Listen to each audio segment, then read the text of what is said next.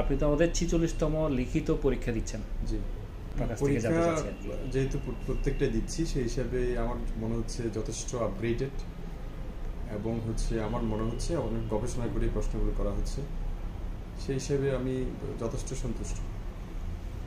যথেষ্ট পরিবর্তন পাচ্ছি আগের পরীক্ষাগুলোর সাপেক্ষে।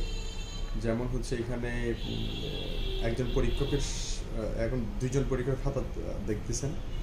এই প্রথম পরীক্ষক কত নাম্বার দিচ্ছেন এবং দ্বিতীয় পরীক্ষক কত নাম্বার দিবেন, এই দুটার যাতে কমন না হয়ে যায় বা একটার সাথে আরেকটা যাতে ইনফ্লুয়েসড না হয়ে যায়, সেই হিসাবে খুব সুন্দর একটা ইনিশিয়েটিভ ছিল। সেটা মানে ডিরেক্ট খাতায় নাম্বার না দেয়া, এটা খুবই সুন্দর এবং এটাই মনে হচ্ছে যথেষ্ট যৌক্তিক এক্ষেত্রে।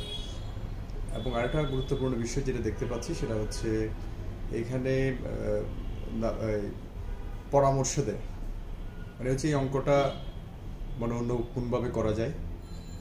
এরপরে একটা অঙ্ক আমি যে কাজটা করছি সেটা একটা অঙ্ক আমি যেটা পারছি না সেটা বারবার করার চেষ্টা করছি, এটা না করে পরীক্ষার হলে আমাদের নেক্সট ম্যাথে চলে যাওয়া উচিত। এইরকম কিছু সুন্দর পরামর্শ পেয়েছি, এটা অবশ্যই স্টুডেন্টের জন্য যথেষ্ট ভালো হবে বলে মনে হয়। আসলে এই বয়সে মানে এই সময়ে এসে যারা রিটেন প্রার্থী হবেন ওনারা অবশ্যই পরীক্ষার হলে ওইরকম এমন কিছু আনফেয়ার মিনস গ্রহণ করবেন না। সেই হিসেবে বিষয়টা অত গুরুত্বপূর্ণ বলে আমার মনে হয় না। তারপরেও আপনাদের ইনিশিয়েটিভ যেটা এই ক্ষেত্রে পরীক্ষার হল গার্ড দেয়া, ইনভিজিলেটরের ব্যাপার, এরপরে খাতার মানের ব্যাপার, এরপরে খাতা কাটার ব্যাপারগুলো আমার যথেষ্ট ভালো লেগেছে এবং এগুলো যথেষ্ট ইমপ্রেসিভ মনে হচ্ছে আমার কাছে। আসলে এটা এক একজনের মেন্টালিটির উপর নির্ভর করে, তবে আমার মনে হচ্ছে না এখানে পরীক্ষা দেওয়ার পর দরকার আছে, কারণ এখানে যথেষ্ট